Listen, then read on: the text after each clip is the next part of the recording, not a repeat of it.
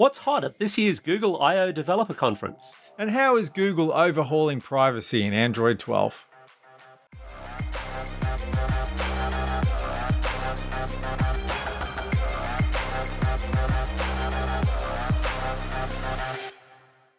Vertical Hold is proudly brought to you by Aussie Broadband, changing the game with their award-winning network and Australian-based support.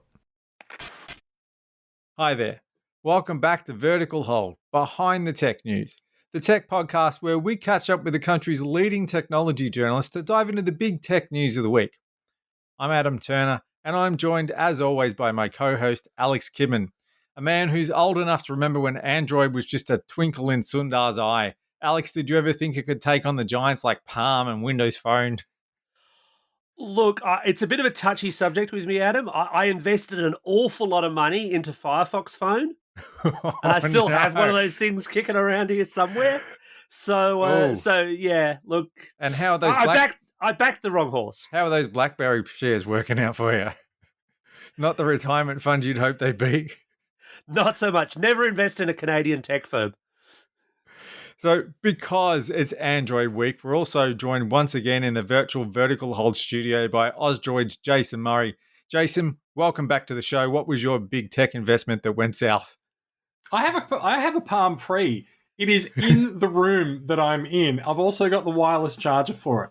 I don't Hidden between all the transformers on the shelves, I would imagine. It's somewhere in this cupboard here, or it's in the storage cage. I'm not entirely sure where, and I don't think I've actually ever taken it out of the box because I bought it because it was like this is a nice little thing to have as a bit of a tech collector's junk. And then when I got it, I was like, why did I do this? So the wireless charger is the one transformer in the room that's actually a transformer. Oh no, there's definitely power adapters. And this week, because it's an Android extravaganza, we're getting the band back together. We're also joined by Ausdroid alumni and EFTM tech writer Dan Tyson. Dan, welcome back to the show. What was your big tech investment that went south? I too have a Firefox phone. You're going to hear the pain in his voice. Dan, you've got a Nokia X as well. No, Peter Wells has that. It got lost in the wilds of Sydney. And you know what? He can stay there. I think we're going to have to start a support group. Is now the time to mention my Nokia communicator? Ooh, you're going to club a man to death with it? That is a Hey, serious phone. I can put my hands on a Nexus Q within about a minute. You paid a pretty penny for that too. I did. And it got bricked with a software update, didn't it? You can do stuff with it, but there is not much. Like hold papers down on a desk so they don't blow away. Yeah. Beat home intruders away with it. Look, the one party trick it has is lights. It has amazing lights, and that's it. So, of course, this week we're talking all things Google as the Google I/O Developer Conference once again goes virtual. I'm still waiting for my virtual invite to dinner at the House of Nanking in San Francisco, Chinatown on Friday night. I don't like my chances. I don't think Uber Eats delivers that far. Anyway, one of the tasty dishes on the menu at I/O was Google's privacy overhaul of the freshly baked Android 12 beta. But before we carve off a slice of that, Dan and Jason, talk us through the major announcements from Google this year. Wow. Big one. So obviously they led the show with all the new AI stuff and all the machine learning stuff that they were getting into, which is sort of going to be driving them forward in the next, say, 12 months, which was the big one. But yeah, I mean, obviously all the consumer stuff was all aimed at things like Android and Android Wear and Android Auto and stuff like that, which was all getting an overhaul and better working together. And as you said, more privacy and stuff like that, which is always something that you've got to be careful of with Google, and lots of people are worried about privacy when it comes to that. Well, a couple of years we were at Google I/O in Mountain View, and they showed off the creepy voice that could pretend to be a real person on the phone and make a booking for a restaurant. Yeah, Duplex. Did they have anything like that again, or do you think they learnt their lesson there and dialed it down a bit? Well, do we count Pluto and an airplane, a paper plane? Paper planes are totally sentient. I mean, Google wouldn't lie to me, and Pluto's totally a planet too.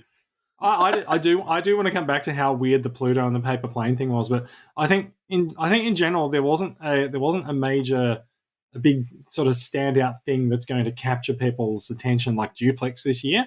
But what there was, like I think this year's I/O was very much a product of its time. It was showing how Google's helpful in these times. They talked a lot about their COVID resources and the assistance and how to verify that information that's presented to you online is accurate and correct, and which sites it's coming from. And so I think this is the helpful side of Google, which is what we need in these times. So one of the things that we didn't, hang on, tell me about Pluto and paper aeroplanes first. Well, no. For those of us who didn't drag our butts out of bed at 3 a.m, what has Pluto and paper aeroplanes got to do with anything? I'm not sure any of us can totally explain this. So part of the Dan, why don't you kick it off? So part of the AI announcement was this MUM model, which is a machine learning model that they've trained, and it can actually give a more human response to a conversation. So they actually keyed up Pluto to talk to someone and gave the actual responses from this new machine learning model. And then they just doubled down and went with a paper plane as well. Can I just throw in that they decided that if you want to find out anything about anything, you should ask your mum. It's pretty good advice all around. Sound very advice. solid logic. Yeah. I can't really argue too much with that. But I do wonder what Pluto's appearance fee was. But this is the dog from Disney, right? We're not talking about the planet. No, we're talking about we are talking about the dwarf planet. Oh, we are talking about the dwarf. All right, that's a bit. I've got that. I can roll with that. Can the I Disney just tie-in just wasn't working for me. So on the Pluto thing. The world has oscillated back and forth as to whether or not Pluto is actually a planet a lot in the last couple of decades. But I seem to recall at some point it's so Sundar mentioned on stage that Pluto is his favorite planet, and I wonder if that's actually setting up a bit of a rivalry and maybe a cage match between Sundar and between Neil deGrasse Tyson, who assassinated Pluto's planet status. Like, do you think this might be something that might happen in tech in the next 5 years? I would pay to see that on HBO. Absolutely. I could see them both going at it in a Starline conference booth. See, I was going to get to Starline in a minute, but I suspect Pluto's just where Sundar's got his offshore accounts. Oh, nicely played. One of the things that was very much expected, though, at Google I/O, because it's been such a feature and such a consumer feature, is new hardware. There were kind of rumors of the Pixel 5a, maybe the Pixel 6, maybe new Pixel Buds or whatever. And we've actually got a small audio clip here, actually, from the I/O conference. So hey, Google, remind me, exactly how much hardware did you actually announce? Nothing! Absolutely nothing! Now, is that actually I haven't heard that voice out of my Google Assistant before. Have you customized it? It's in the beta. You'll find it. You'll find it. Dan, is it actually a problem that Google did not announce new phones, new speakers, new anything that people could buy and have delivered in a box? Only for my OCD, which is really wondering why they keep releasing an A of the last year's model with a new number of this model. So this year we'll get a 5A and a Pixel 6. Is that right? Why? Just stop it. But yeah, I mean, last year it just completely messed up everyone's sort of time frames, and that sort of played out with the 4A and the 4A 5G and the Pixel 5, and that got a bit confusing with 3 phones. So we'll have to see what they actually do this year. But I mean, I don't know. I mean, it's good to have a hardware refresh every 6 months or so, and we're sort of getting onto that now. And we've seen that they've got these Pixel Buds A or ready to go in the background. I mean, they even tweeted it and then quickly deleted it. But tweet and delete. It's a classic move. They're ready to go. Come on, guys. It would have just taken a second. But yeah, I mean, and by the way, they did announce hardware. The TensorFlow processing units coming soon to a data center near you. We'll all have like 15 of them in our homes by this time next week, I'm sure. Absolutely. It's edge computing on the bleeding edge. Are we to assume that we're still going to see a Pixel 6 this year, around about the October timeframe when we tend to see them, or has COVID maybe pushed the whole thing back? Do we have a feeling for what's going on there? I reckon we'll probably still see the October announcement. I mean, that's happened last year. They didn't have an in-person event. They just did it on a blog. But yeah, that's basically what they sort of did and sort of worked this time. So the number of times that they said later or in the fall today, in terms of Google hardware or at least software announcements, like there's going to be Pixel hardware. The number of software announcements that were just like, well, this is coming to Pixel phones later in the fall. It's like, well, all they needed to do was look directly at the camera and wink. It's kind of the tech equivalent of the checkers in the mail, isn't it? Yeah. What they did deliver today, I mean, what you can actually access, and I would imagine Dan and Jason, you're probably staring at a device that can do this right as we speak, was the Android 12 beta. Of course, coming to Pixel phones. But they also announced a really kind of slightly wild, interesting bunch of phone makers who would also be part of the beta rollout. I mean, you've got the likes of OnePlus and what was it, ZTE and Realme and Oppo, which is all BBK anyway. But like no Samsung, no Nokia HMD. Do we know what the story is there? I mean, why would you exclude the biggest phone maker and the phone maker who does some Android One phones? I think Samsung doesn't want the headache of having users running beta versions of Android on their hardware because, I mean, they're the one manufacturer that has the most units out there that they need to support. So I'm completely not surprised. The other thing is that I've heard, and I think this has been borne out by people who know more about me looking into it. So like I'm going to look in Dan's direction, but the Galaxy S21 does not actually support the dual partition update installation stuff that Google likes to do on newer versions of Android, and so I wonder if that's actually part of the reason why they're not actually a part of the beta game. I mean, it's fairly easy to just flash a new petition, but as part of the update process. But I think you're right. I mean, the Samsung phone experience is certainly a lot more protected than other ones on the market. And as Alex pointed out, we've got the 4 BBK electronics subsidiaries of Oppo, Realme, Vivo, and OnePlus all involved. But I was more worried about why Nokia's not there. I mean, they're the sort of flagship Android One carrier that have all their phones on the Android One clean UI, everything like that. And quite frankly, it'd probably be the easiest ones to actually flash an Android beta to. So I was actually. Have they been in the beta in the past? Yeah. Yeah, interesting. Maybe it's just because they're too busy launching their carrier in the UK. It could be, though, and correct me if I'm wrong, but I think most of the other announced phones on the beta are flagships. They're fairly high-end. I don't recall seeing anything that was kind of like mid-range to low. And there isn't really one of those in the Nokia HMD space at the moment. They are resolutely low-power things right now. Well, you saw what happened last time they tried it. So maybe it's just a question of optimizing Android 12 enough to be happy on those Android One phones because they're much more mid-range at best processors. Yeah. A fair point, yeah. I mean, it's one of those things that, Nokia's always wanted to get the limelight, and you always hear about their slow drip feed of, here's our next version of Android. So I was a bit surprised not to see them there, and I mean, rumours are that Nokia will have something more high-end further in the year, so, but yeah, I think they'll miss out on the beta for now, so yeah, we'll see what happens next year. So apart from privacy, which we'll get to later, what were the standout new features? So Material U was the big sort of one that was the sort of flagship, which is just a complete new look of Android, which is sort of taken what they introduced a while ago and really given it a lot of cleanup because it's been fairly dated for a while. So they're also introducing a few new features, things like the bounce on the UI and stuff like that, which they seem rather proud of. But yeah, I mean, Material U for me is sort of the big one because it's just changing everything and it's taking a lot of AI to actually work out from like your background picture how to get different colors and matching color palettes and things like that, which is sort of interesting that they're doing that way.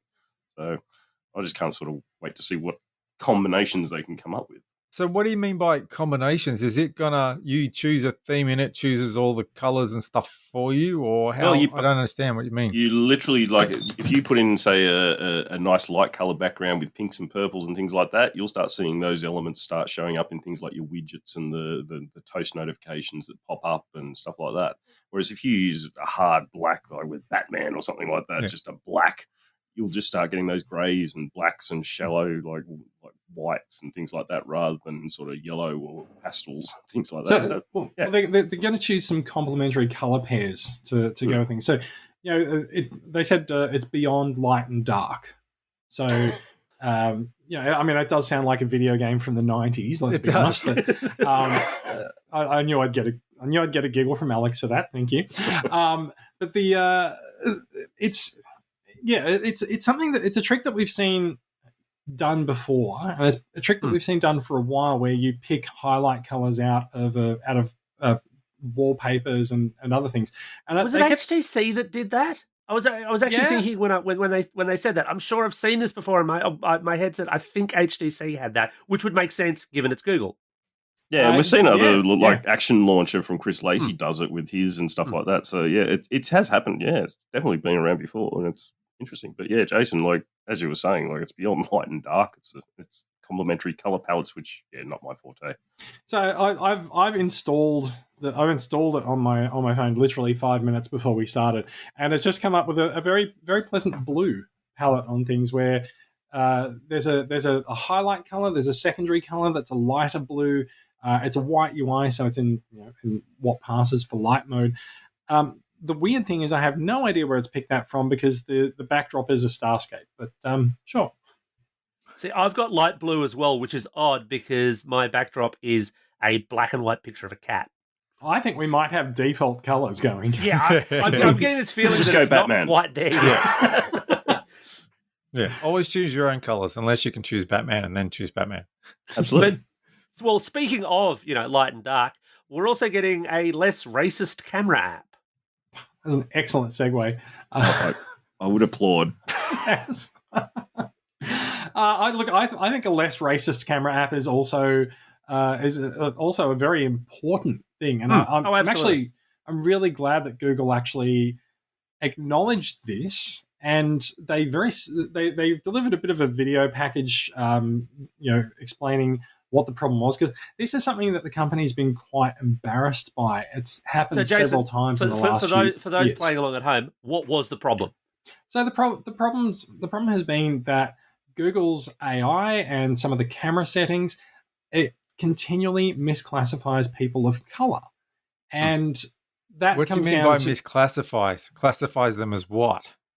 So there's been some very high profile cases where Google Photos has attached incorrect descriptions to people of color, and the camera app is known to have poor compensation for different skin color tones if you're not looking at people who have white skin.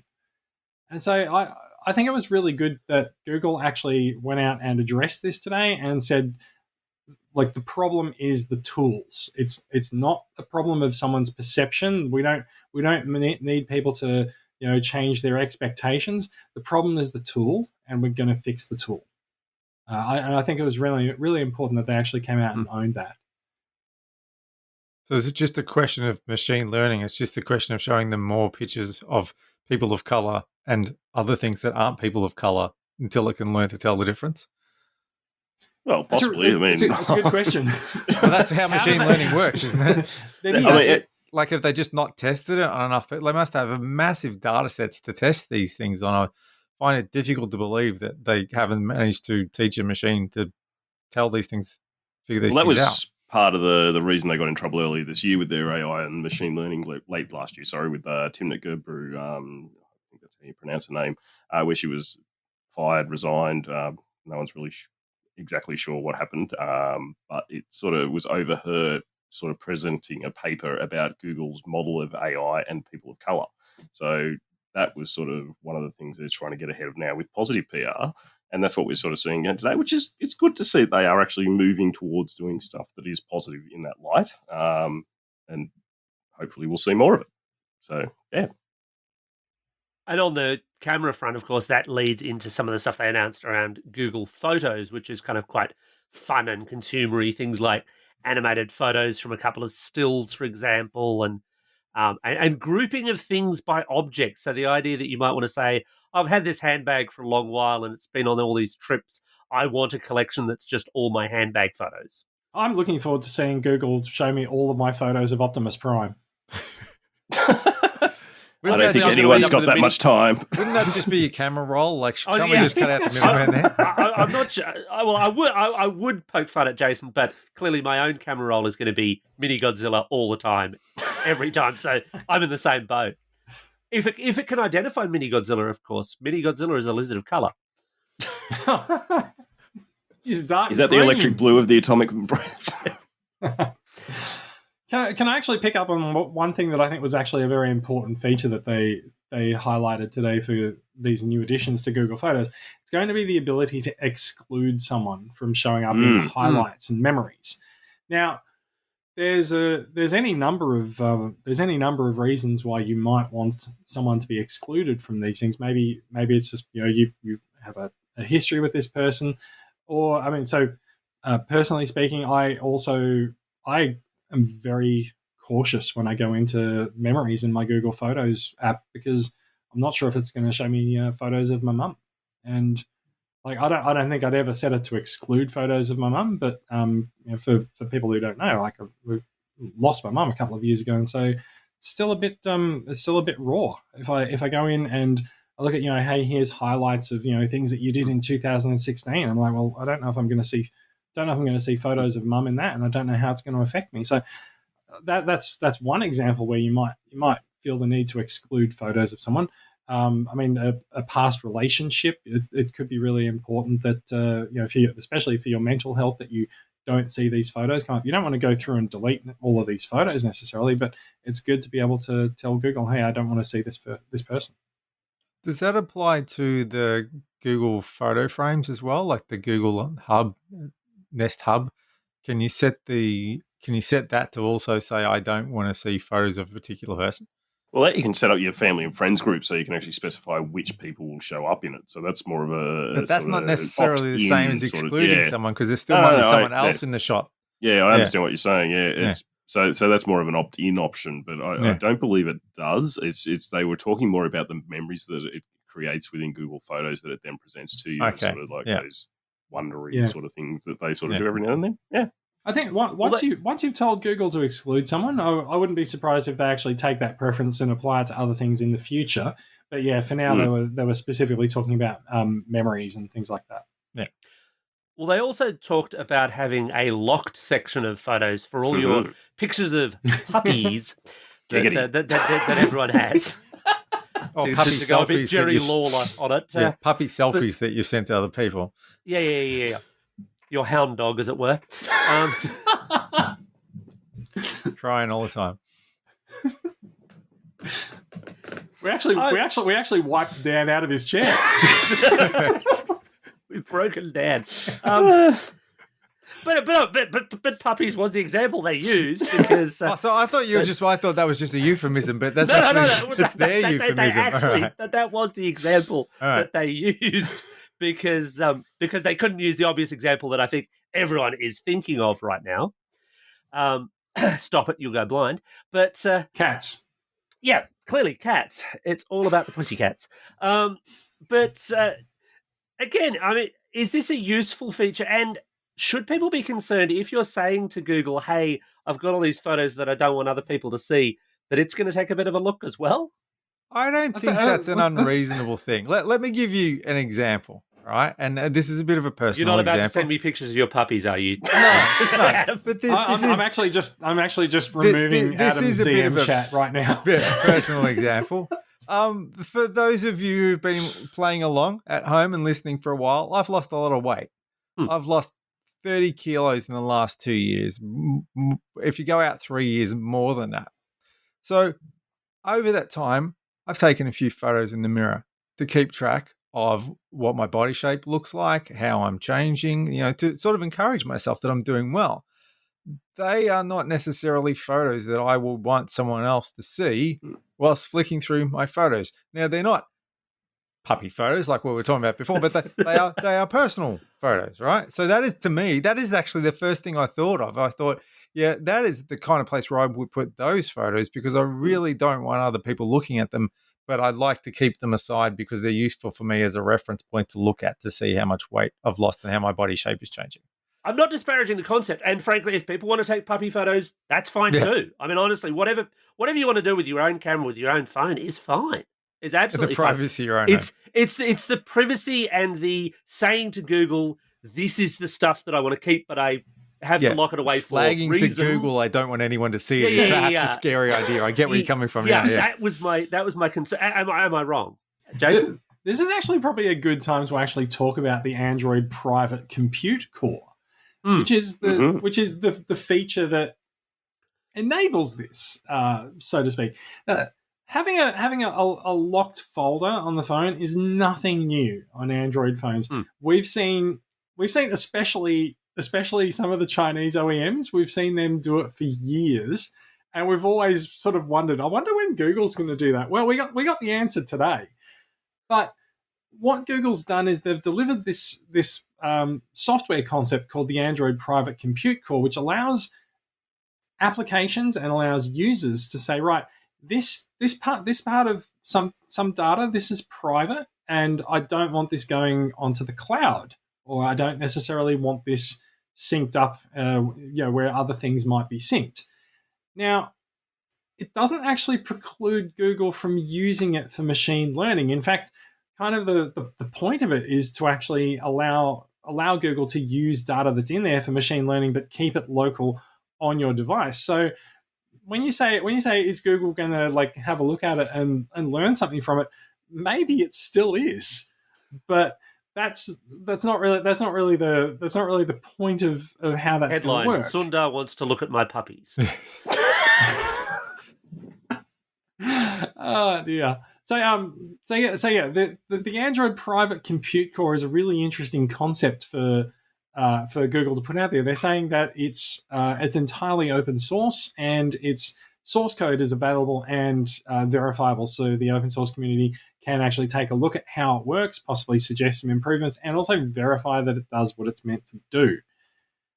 It's kind of a bit of a vague and nebulous concept, though. Like, they say that it's a privileged space within the operating system, and so you could reasonably assume that anything that you put in that private folder inside Google Photos probably wouldn't sync into your Google Photos cloud account, which I don't know whether or not that actually satisfies your need, Adam, for actually keeping those photos private, because you might still want them backed up to the cloud. So I'd say it's not entirely clear how far the privacy aspect of that is going to go, and also whether or not that feature in Google Photos works the way that we assume it's going to.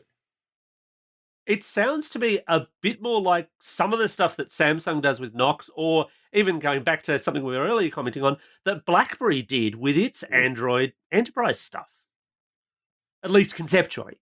Yeah, so it's extending some of the sandboxing that Android does natively to different areas of the phone. So this is just another sandboxed area, which is actually just completely cut off from all network access, which is, like, when they were doing the follow-up talks today, it was interesting to hear them talking about how they actually use that as a challenge to come up with new concepts and new ways of doing things, which is where we get things like the Now Playing widget, which can identify songs playing around you and doesn't even need to go out the internet. It can identify tens of thousands of songs just on device. So I see that as something good, but whether they're actually going to use any of that data, I think it's one of those things, like, as Jason said, like, it's this little folder. It's probably not going to be synced to your cloud backup. So you then got to weigh up that convenience thing again. Do you want to have the convenience of having access to your photos everywhere, or do you want them locked everywhere, or locked onto one device?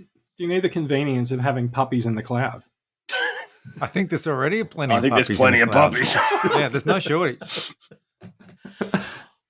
Well, I mean, staying on the privacy side of things, I mean, they talked up a lot of other privacy features within Android 12 and a whole bunch of privacy-centric APIs, which is great. But Google is still an ad sales company. They're actually dancing around privacy in an interesting and contrasted way, I think, to the way Apple views it, although not a surprising way given the way Google makes its money versus the way Apple does.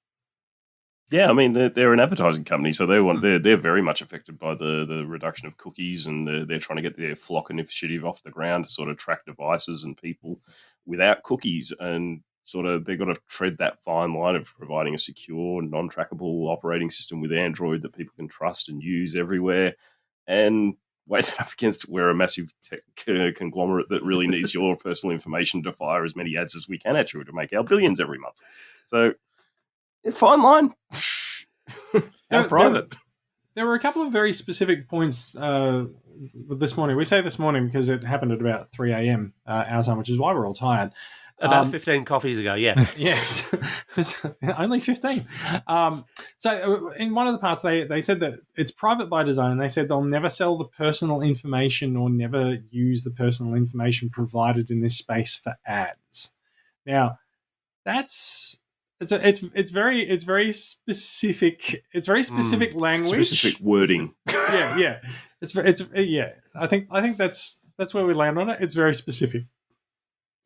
I was actually surprised because I'm used to this long history of iOS stealing ideas from Android. Like they did it. It was so clear a few times. Like you drag down your finger to pull down all the notifications and all that kind of stuff. It was a long time ago, but just iOS was always stealing ideas from Android. It goes both ways. And vice versa. But that's what I was saying. I was actually surprised today, as someone who my day-to-day phone is an iPhone. I know Android. I spend some time with Android, but I haven't spent as much time with Android as I have with iOS.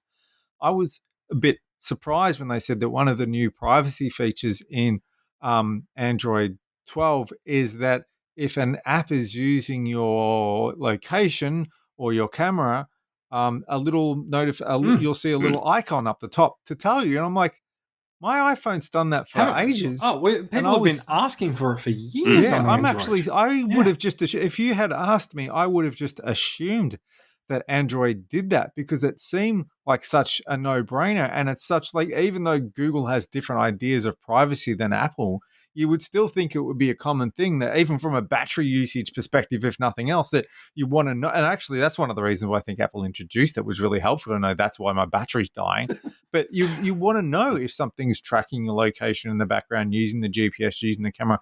I was really surprised that until now there was no way to know easily that those things were happening.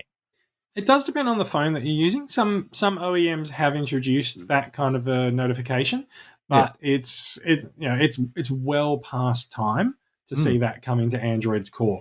And of course, it's now there for OEMs to turn off as they see fit when they customize Android for their latest phones. Well, which they will.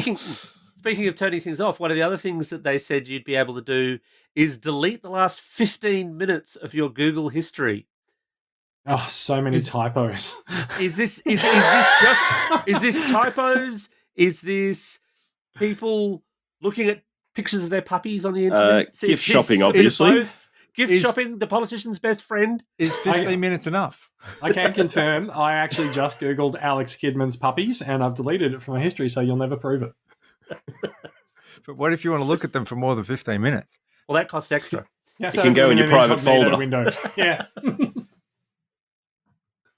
Yeah, that is an odd one. It's almost like but if you really, isn't that what incognito mode is for?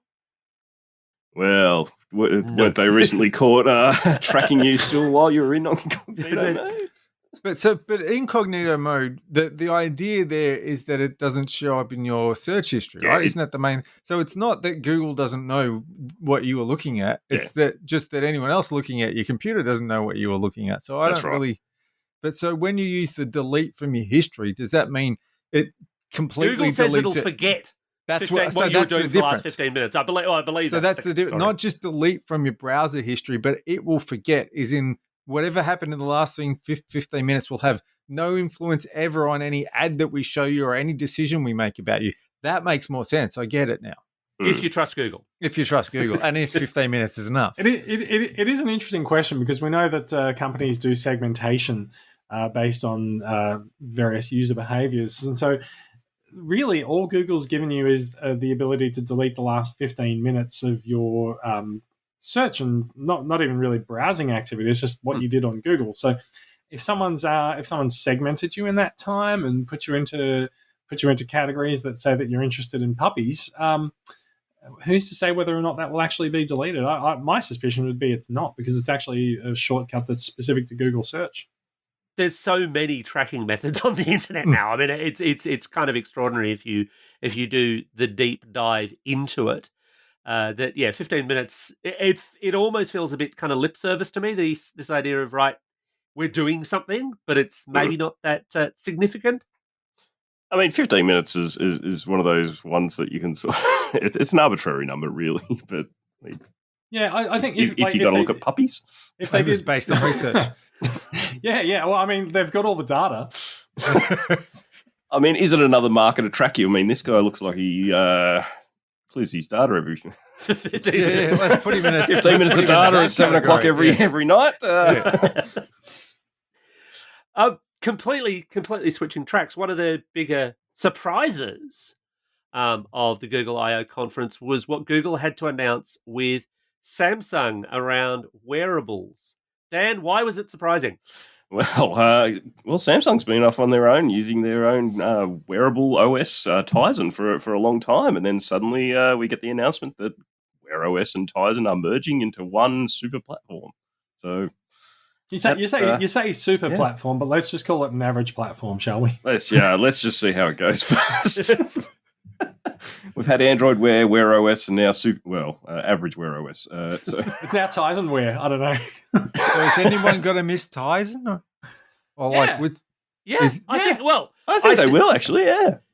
I think of the Android-based smartwatches, and as the regular listeners will know, I love a smartwatch. I never am without some kind of smartwatch on me.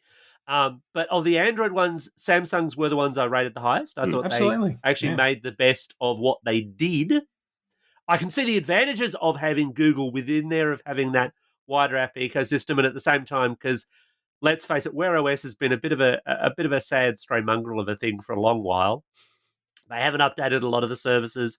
They've all been sitting on is it the 2100, the Snapdragon that goes in those things? They got the 3100, and that was what the Fossil guys have been using for a while. But they were the only ones. Really change much. They're the only ones been releasing watches for a while. So, so if they can bring like the nicer battery life and that awesome spinning bezel to Wear OS, not that I have a bias, then I think they can really take on the Apple Watch, which honestly, if you ask me which smartwatch OS agnostic you should buy, the Apple Watch is actually currently still ahead, and it's a fair old jump that Wear OS is going to have to make. Maybe this will get it there. And that's where Samsung comes in with their sort of more premium devices that they can provide. They've got the know-how, whereas Google devices haven't always been that premium sort of tier. Samsung has that know-how, and they've got that track record of delivering those really nice, fine touches and finishes on a product. So that's where it could shine. But I mean, Google left, Google wasn't working on Wear OS for months, 6 to 8 months. So, I mean, guys, if this thing doesn't get some love, and serious attention, this is what, the third throw? It's time. They're also folding Fitbit into it as well. So they're really, they're throwing some resources, it seems, at it this time around. So, Pixel Watch this year? Well, we'll have to see. I mean, $2.1 billion worth of Fitbit has to buy you something. I'm hoping that's in some sort of design know-how in the Pixel smartwatch range. I was pretty sure that they did say that there was going to be. They intimated that there would be some watch hardware coming in the fall. Ooh. Did they say which fall by any chance? No, I'm pretty sure there was a massive buzz. People expected to see a Pixel Watch last year or the year before, I think. I can never remember because I always cancel 2020 in my head. But it's been a buzz for a while. We've expected to see a Pixel Watch. There's been rumors for a while circulating this year that Samsung was going to release a Wear OS watch, which had a lot of people scratching their heads. And today everyone got to stop scratching their heads and go, oh, that's why. So hopefully we'll see that Galaxy Watch Active soon. And I think Fitbit, the manager or CEO of Fitbit actually said that they're going to be releasing premium Fitbit smartwatches as well running Wear OS. So I think that's actually the Fitbit hardware can that's do coming it. in the fall. Yeah, I mean, Fitbit can do a nice watch. I mean, we've got Sure the can. Versa and the Ionic and stuff like that. But can we? Could also be a great time to pick up a cheap Tizen Samsung watch too. Indeed, and they will have 3 years worth of software updates. Although that's 3 years from when they came to market, so there's That's some out true. there that actually Yeah. might have like 6 months. Buyer beware. Am I alone in not being quite sure which platforms won though? It's not actually clear to me whether Wear OS is going to move on to Tizen, which you could justifiably make the case for that, given the way that Samsung's actually optimized for their limited hardware in a watch. Or is Tizen packing it in and people are going to have to port their apps over to Android Wear? I'm not quite sure, and it hasn't been quite clear to me today. I would think it would be the latter, and I guess it'll become very obvious when and if some of the existing Wear OS watches are able to upgrade to a newer version. Because if you can't do that, then clearly they've shifted over to a much more Tizen-centric OS. If you can do that, or somebody does do that, then presumably it's Wear OS with Tizen optimizations. Yeah, because they were talking about some of the performance and the power improvements that they're going to come out of the latest chipsets. So I think we're going to see, this is going to be a generation where we see some of those first and second gen Wear OS watches start to fall off the update cycle. I mean, but we are missing the bigger picture. I mean, Samsung does use Tizen on their refrigerators, so are we going to see Wear OS on the fridge? No, it's fridge OS. You're going to strap that on your wrist. Yeah. Yeah. Possibly not. Although this almost neatly segues, not entirely, to some of the weirder and more interesting things that we saw. Like they had their skin. Well, it's not skin cancer, but their skin health checking camera AI thing. The idea being that you point your camera at that suspicious looking mole on your left buttock, and it tells you what's wrong with you. As long as you put it in your private folder. Am I the only one thinking with that this is kind of dangerously going down that road of being Dr. Google that we always tell people don't do? Absolutely. Yes. Yeah. It's a slippery slope. I mean, verily, who does all the Google or Alphabet medical stuff is sort of pretty careful on it. But, I mean, the natural instinct is if something comes up with something, you sort of go there. So it's one of those really things you've got to be so careful about. I know IBM's Watson AI, they like to talk all the time about the stuff they've done with spotting skin cancers. But they make it very clear that their AI does not go, oh, this is skin cancer. What they do is their AI looks at, we'll say 100, but it's 100 shots of skin cancer, of potential skin cancer, and it says this 70 are absolutely not skin cancer, and they get knocked out of the pile. And then a real doctor, real person, looks at the 30 that are left. So you've saved the real doctor a lot of time, but the machine has never made a decision and said this person's got skin cancer. It's just got rid of the ones that absolutely are not. Now, I would find it hard to believe that whatever's happening on this phone in his Google's cloud is as good as IBM Watson. So I'd be very worried if this thing was capable of saying, yes, no, that is skin cancer. I think if anything, I wanted to err on the side of caution and go, shit, man, get that checked out. Can I just walk us back a little bit from the precipice? It's not necessarily a skin cancer thing. Like there's lots. It's called dermatology assist. Yes, this is fair. So there's what, lots of things that can go on with your skin. You need to moisturize? Like what's it alerting me to? Well, it says it can recognize up to 288 different skin conditions. So I guess that ranges, from dry skin anywhere up to dry possibly skin. You should get that mole checked out. Yeah. Or maybe those puppies shouldn't be sucking. I think it's good. I think it's good to have a tool that will actually do this in a safe way instead of just someone randomly Googling skin ailments and going, yeah, that looks like the thing that I've got, and then it's terrible for hypochondriacs who might be panicked about their skin conditions. And I think it's good to sort of have a system that goes, right, give us 3 photos from different angles of the thing and we'll analyze them and we'll ask you a couple of questions based on the things and we'll present you with some possibilities. I think it's better than just sort of letting someone wild on WebMD. From a company that is only now building a non-racist camera application. Yeah, well, so you've got You to raise a wonder whether or valid not the two are related. Yeah. Point, game, set, and match to Kidman. They also showed off, and this to me, I think, was the highlight of the whole thing in terms of, whoa, that's a really cool bit of tech, was, sort of 3D video calling. Wow. Yeah. What is it? Project Starline. Yeah. Which, again, sounds like a 90s video game. Mm-hmm. But actually, I think it sounds like a BBS. It's probably already lined up for a sequel already. Yeah. And some really good DLC. But Bill, Jason, talk us through Project Starline. Why is it exciting? Why is it interesting?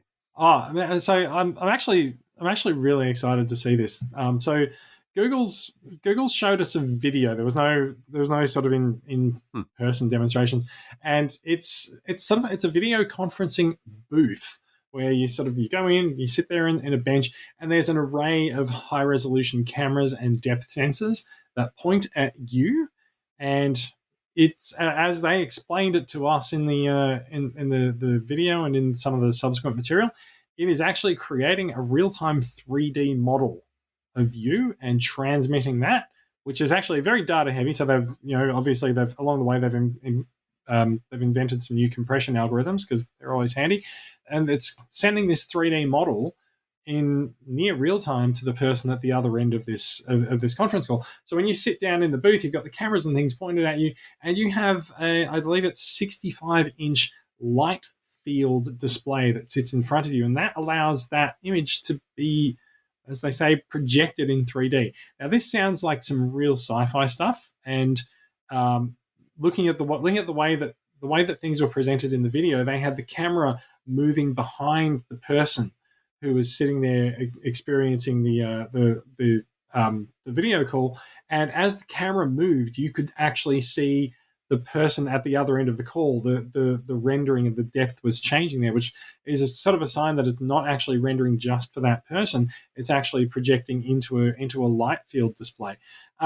Really importantly with that, Google acquired a company called Lytro a few years ago, doing light field cameras. And we haven't really seen anything much Lytro-related stuff, and I wonder if there's some of that learning built into this product. But so what's light field? This rings a vague bell, but what's this light field stuff? It's kind of a holographic projection in a way. I don't really know a better way to describe it. Have you got more on this than I do, Dan? Well, Lytro basically just captures all the information of the depth of field of something and then gives you the option to change it. That's what Lytro did. Oh, that's what it was something to do with cameras and depth of field. That's where I remember. Yeah, so you could basically change the focus at any stage, at any point in the photo. And that seems to be, as Jason said, what they're doing here. I thought you were asking about Starline's display rather than the light field camera, but yeah, I was just like, wow. Isn't that a cruise ship? but the point is, what they were talking about was, as opposed to, in fact, what we are doing, not that it gets presented, but what we're doing in this podcast, where we can see each other on a Zoom style call, flat screens and so on. It's more like looking through a pane of glass at someone. There appears to be with depth a lot of transformers behind them. Well, yes, absolutely. There'd be an awful lot of depth sensing work going on behind Jason right now. Well, that wouldn't be the case. Communication thing. That wouldn't be the case because I'd have to sit in the booth. I think there needs to be a distinct background for the cameras to pick you up. But we do know you take in at least one Optimus Prime with you. Let's be honest. I think it's actually really interesting to see what that system would do if you were to pick up an object. There was, I think, in one of the demo videos, there was someone holding a baby. And there's nothing to really suggest that it wouldn't have a problem if I was to pick up a transformer. It would include that in the model once it's visible on the camera and transmit that data. It is a massive amount of information that needs to be transmitted back and forth in near real time as well. So it's very limited applications at the moment. And I think they said that there's only like, I think 4 or 5 of these things around very, very select Google offices to to try it out, which does make me wonder how they got it into someone's home for the demo videos. But magic of television, right? Well, and again, I suppose it shows that overarching Google thing of collecting lots of data, because so much of what they showed off, from like enhanced AR Street View to this, is data about the world and how it works. Should we be tinfoil hat worried about the idea of, right, not only am I telling Google, what I'm interested in searching, telling them what I for look the last like 15 minutes, but the shape of my body. Yeah. I wonder if I'm going to scroll down a website and find a realistic 3D representation of me looking back at myself, and also just going, you should buy this transformer. But also it would be good for shopping as well. Online shopping, where they actually could get a proper measurement of you. That could totally revolutionize online shopping once it became more mainstream. Google's already gone down this road before with their Project Tango, which did the multiple camera sensors to build an actual 3D AR model of people, and they sort of let that fall by the wayside. Which is so Google. It's a classic Google. Yeah, well, been there, got the phone. Put it out the back with Google Wave. We moved on. But yeah, it's as you said, Adam, it's one of those things that can be sort of used to build a model of your body, and that would be great for shopping, but you never know what else they're going to do. Are they going to take one every 6 months and go, well, he's putting on a few pounds here.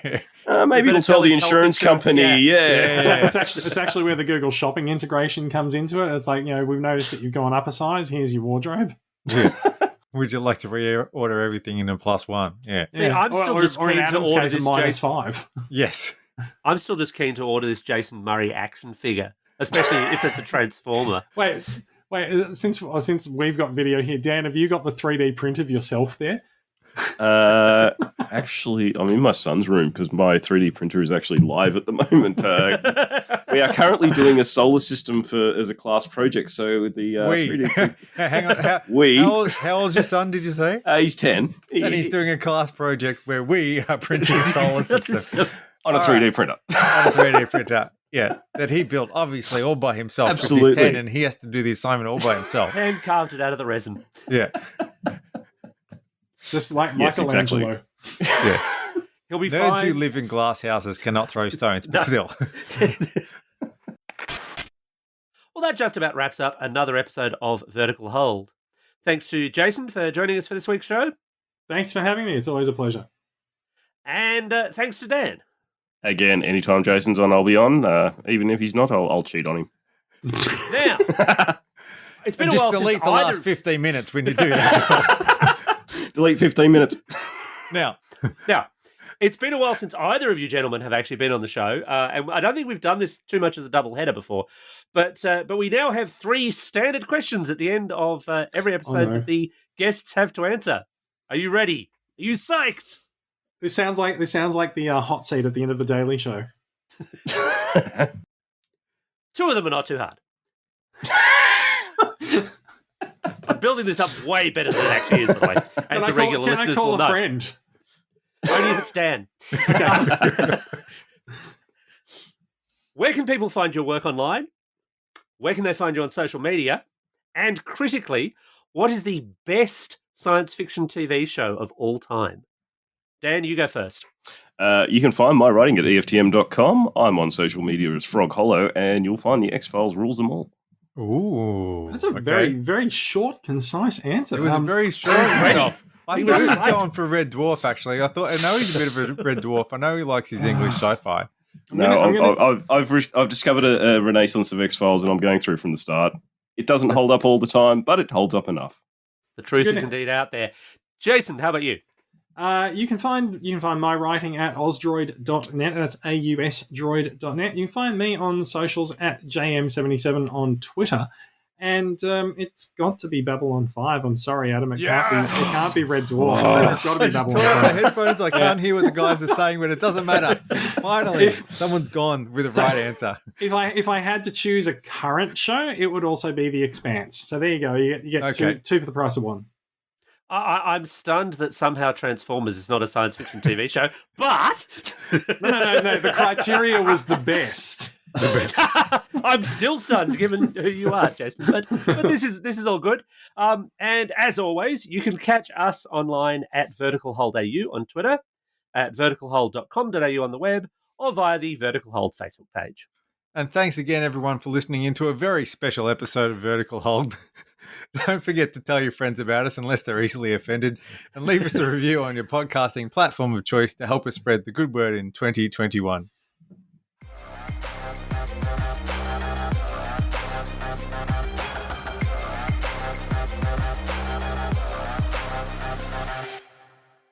Vertical Hold is proudly brought to you by Aussie Broadband, changing the game with their award-winning network and Australian-based support. I think that is actually a reasonably logical cut point, unless there's anything that we haven't. I put in some stuff about the quantum computing, but I don't think we need it. I don't think any of us know enough about. No. I put a note after it to say thank you for inviting us on as Android experts and expecting us to understand quantum computing.